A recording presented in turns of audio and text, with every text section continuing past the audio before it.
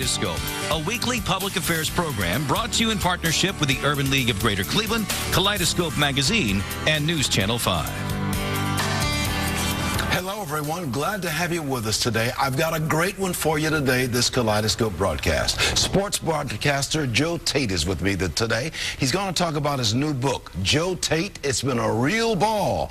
Then later on in the show, we'll hear from the Director of Pulmonary Rehabilitation at MetroHealth Medical Center, Dr. Sherry Dixon-Williams. Later in the broadcast after that, Ricky Ward and Diane Coates will talk about the Mount Pleasant Weed and Seed Initiative, as it's called. Good morning. I'm Leon Bibb. This is Kaleidoscope. And so we begin. Beginning with one of the Hall of Fame broadcasters around here, one of the real standards in this business, Joe Tate, voice of the Cleveland Cavs, voice of the Cleveland Indians. Hey, Joe.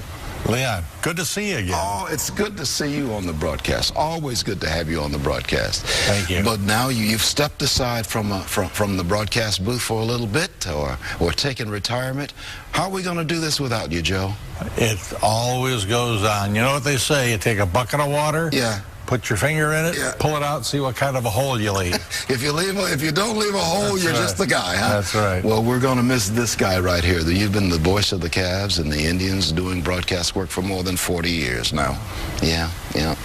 You've got a book out, and you're talking about all your whole thing, your life in this book as I glanced through it. Tell me about, what was your inspiration, Joe, for writing Joe Tate, It's Been a Real Ball?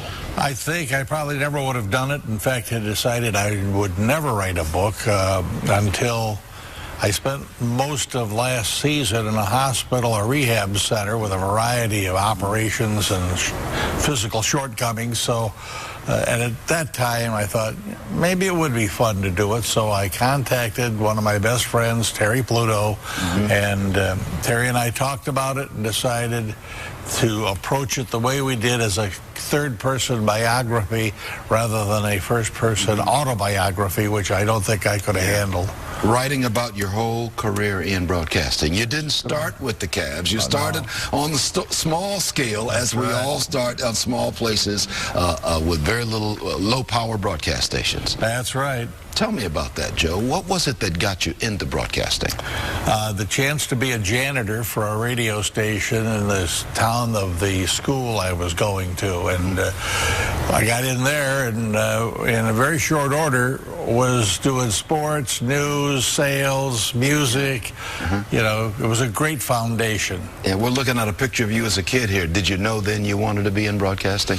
All I knew back in those days that obviously my mother was feeding me very well. And thank goodness for that. We all need nourishment to stand before that microphone and before that camera.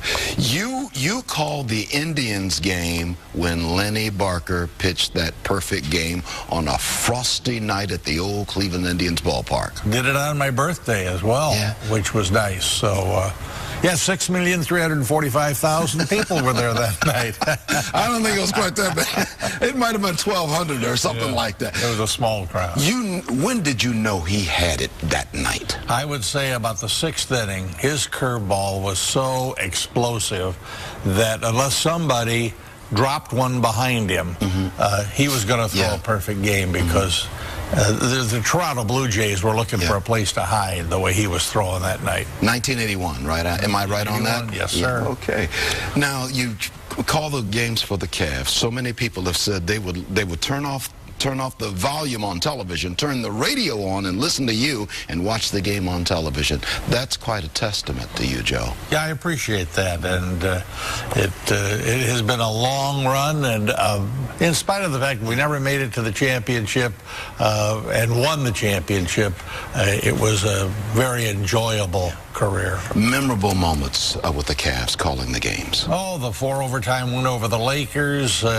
That's when Bill Willoughby was guarding Kareem Abdul-Jabbar in the 4th overtime. We still managed to win it, 154-153. The miracle in Richfield, which the Cavaliers had a tremendous series with the Washington Bullets. And then, of course, those great days with Doherty, Price, Nance, Lenny Wilkins coaching.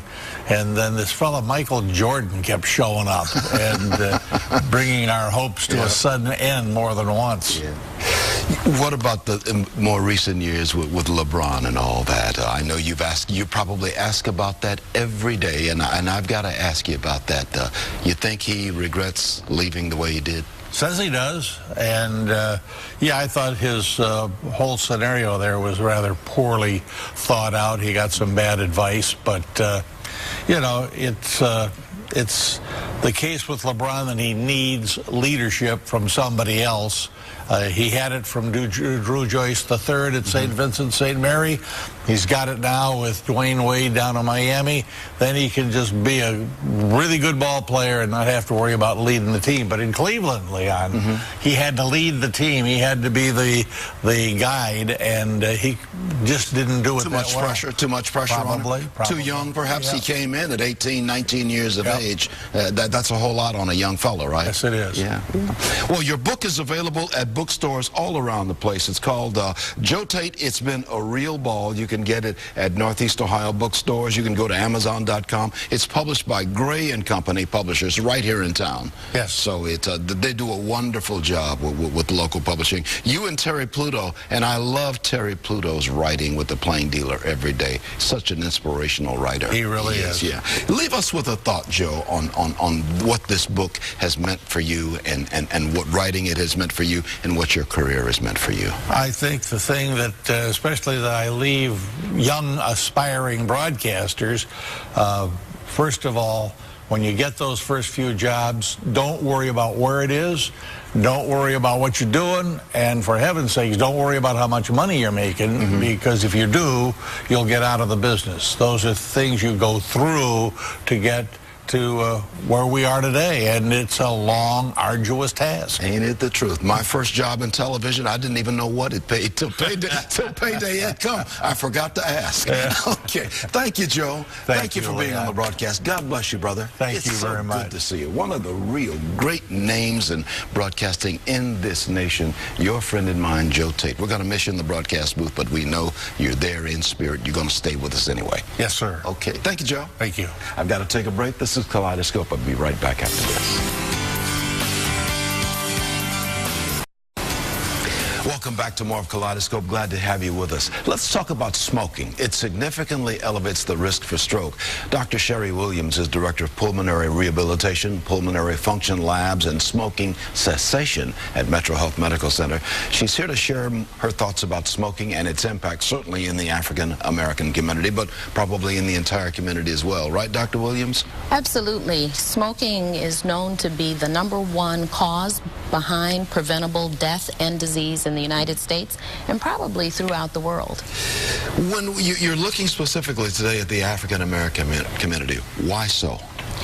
Well, I think one of the reasons is that we know that the African-American community has been specifically targeted by the tobacco industry in terms of marketing and sales.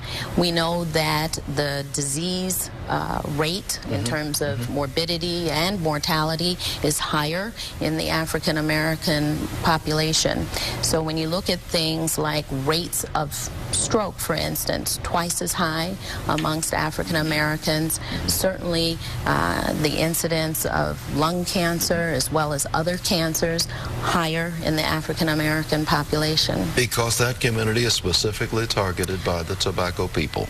Well, that community we know has, when you look at magazines, for instance, things like Ebony or Jet, quite often higher advertisement from tobacco companies. Certainly if you drive through certain neighborhoods, you'll see more signs advertising in neighborhoods.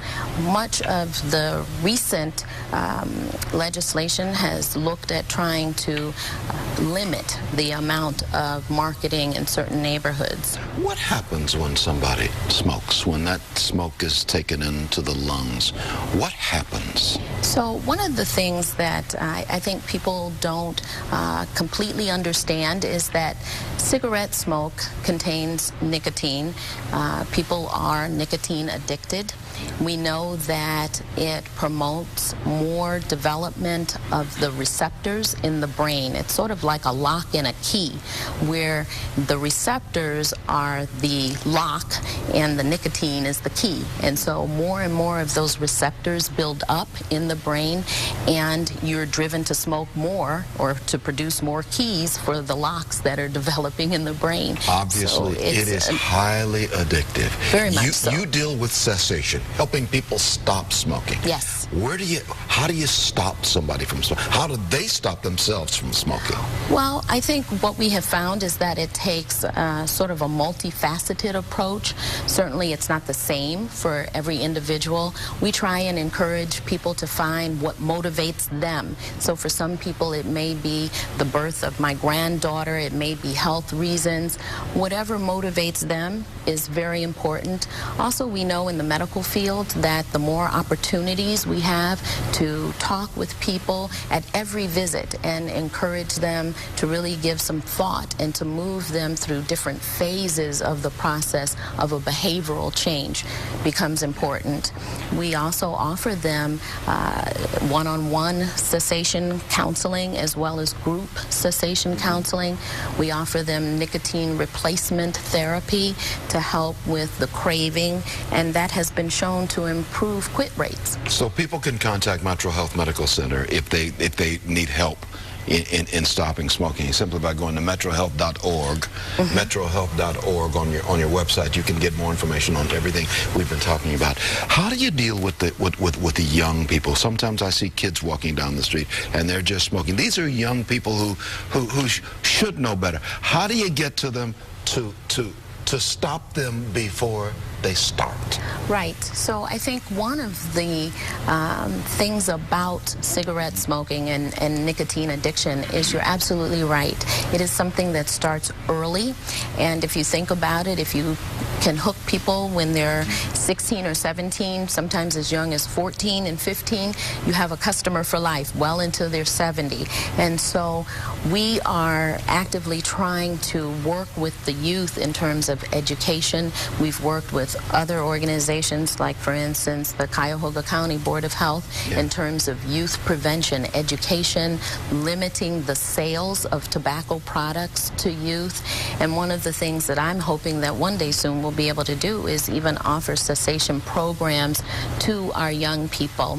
Right now it's always about funding, but there are programs that are out there through organizations like the American Lung Association to help young people to quit smoking. Are the tobacco companies feeling the pinch? Are they feeling a pinch? I don't think they feel the pinch in terms of revenues, quite honestly.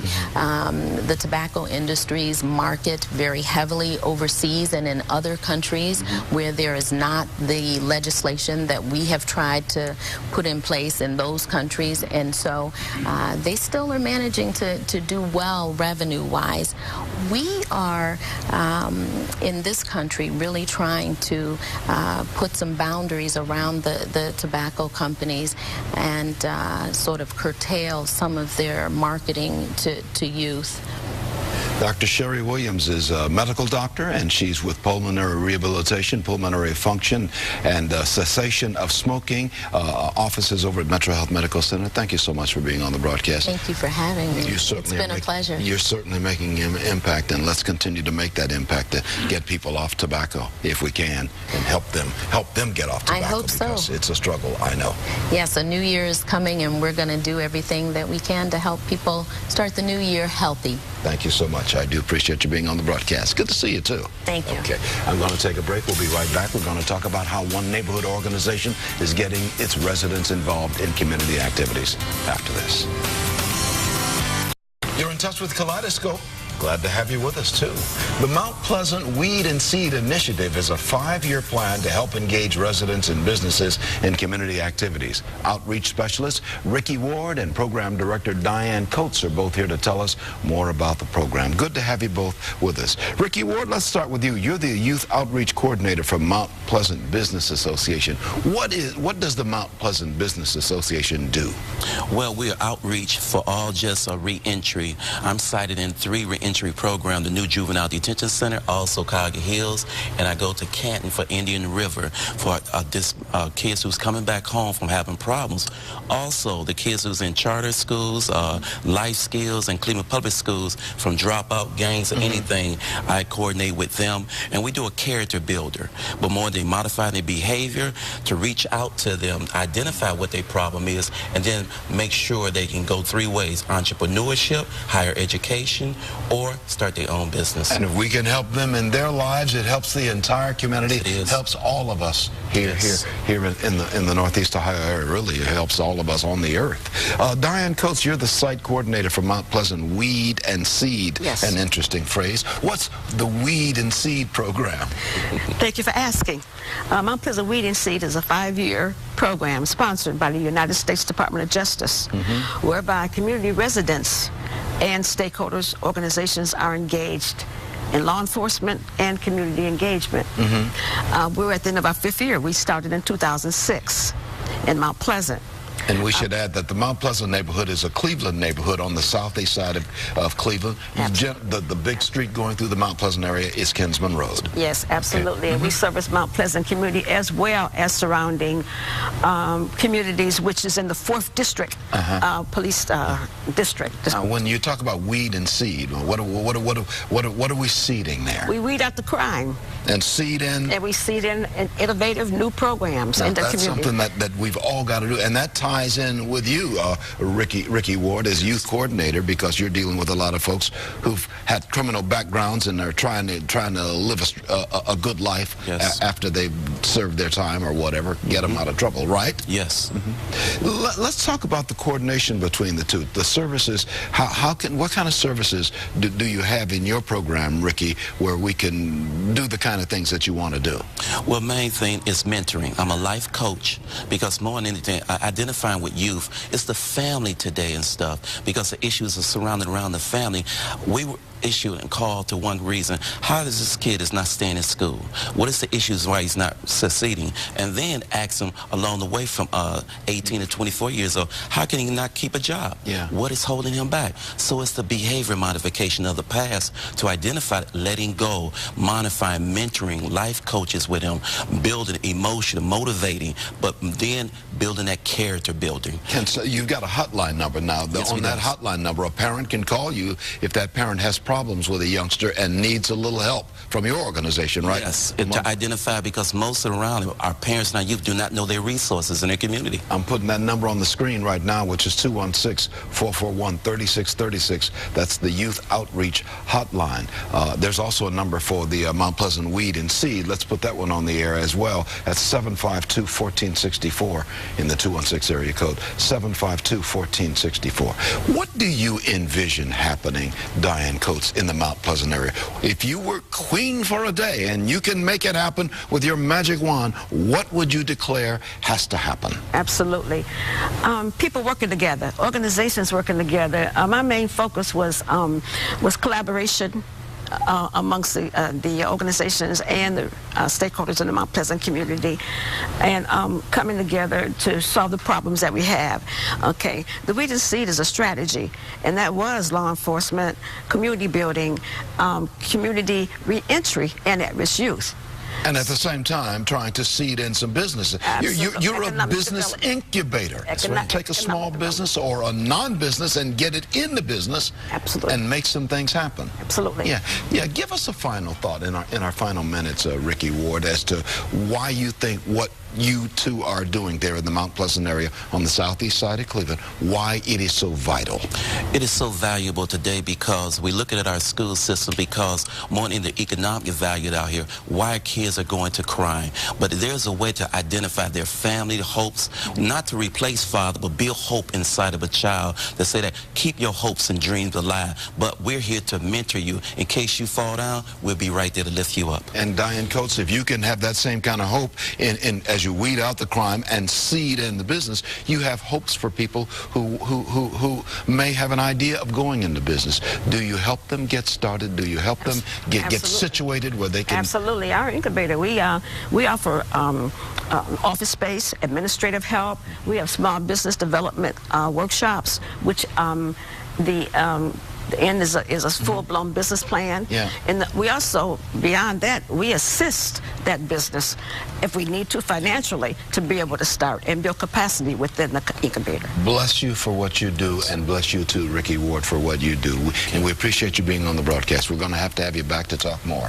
Thank you. Ricky Ward, who's the Youth Outreach Coordinator for the Mount Pleasant Business Association, and Diane Coates, who's Site Coordinator for Mount Pleasant Weed and Seed. Weeding out crime, seeding in business. I love it. Thank you so much for being on the broadcast. Thank you. I'm going to take a break. We'll be right back. Marsha Maccabee of the Urban League will offer a commentary after this. As always, here's Marsha Maccabee, President of the Urban League of Greater Cleveland, with a commentary. Hi, Leon. How are you today? I'm just fine. Good. As we're embarking on this first month here, the beginning of the year of 2012, we're very excited about our 95th anniversary year that we'll be celebrating all of 2012.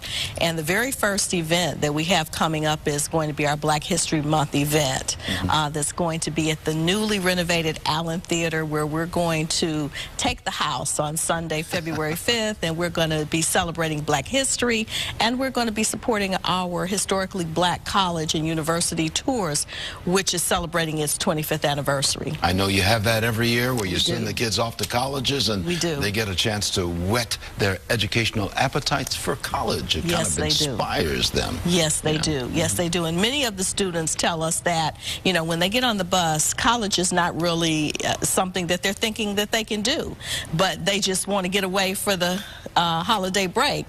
And when they come back, and after getting on some of those college campuses and seeing the bands and seeing the students and the historical sites and just getting immersed in the energy of the campus, they start believing they can do it. I remember when my mother and father took me to a college campus, and they let me just look around. And we looked at all the things, including all the pretty girls. I said, I think I like this. I know that's right. And that works too. It certainly does. It certainly does. Yes. Girls and the guys. I mean, absolutely. To see good things. That's always been part of the Urban League mission, is to try to raise people up to a higher level of living. Absolutely, and to really encourage them that education is important. Okay. Well, that's going to do it for us. We always appreciate your words of wisdom. Thank you. From my good friend Marsha Maccabee of the Urban League. That's going to do it. We'll both say so long. Kaleidoscope, a weekly public affairs program brought to you in partnership with the Urban League of Greater Cleveland, Kaleidoscope Magazine, and News Channel 5.